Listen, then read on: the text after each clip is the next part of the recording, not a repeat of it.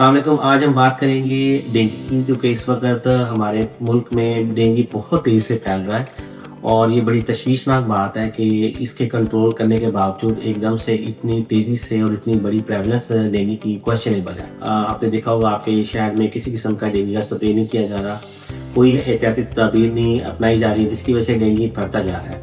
دوسری اس کی سب سے بڑی وجہ جو کہ ہم لوگ پہلے سے ہی سوچ رہے تھے کہ سیلاب کے آنے کے بعد جو سیلاب کا پانی رک گیا تھا مختلف جگہوں پر، وہ اس چیز کا ثبوت تھا کہ آنے والے موسم میں سردیاں جب آئیں گی تو اس کھڑے پانی کی وجہ سے مچھر کی افزائش میں بہت زیادہ اس کو مدد ملے گی۔ ملیریا بڑھنا شروع ہوا اور اب ڈینگی عام ہو گیا، لیکن اب ڈینگی جتنا تیزی سے پھیل چکا ہے اور جتنی تیزی سے پھیل رہا ہے وہ تشویشناک بات ہے۔ اس لیے ہم اپنے تمام دیکھنے والوں کو تو یہی کہیں گے کہ آپ برائے مہربانی تمام احتیاطی تدابیر کریں جو کہ ڈینگی سے بچنے کے لیے کی جا سکتی ہیں۔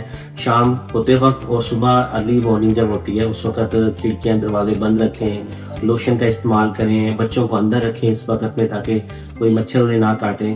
اور اس کے علاوہ ہمارے کینسر کے پیشنٹ جو ہے خاص طور پر جن کی امیونٹی ویسے ہی کم ہوتی ہے، وہ اس طرح کا مرض برداشت نہیں کر سکتے، ان سے ریکویسٹ ہے کہ وہ بھی اپنا خاص خیال رکھیں۔ کمروں میں بھی سو رہے ہیں تو کوشش کریں کہ مچھردانی جسے کہتے ہیں وہ اس کا استعمال کریں تاکہ اس مرض سے بچا جا سکے۔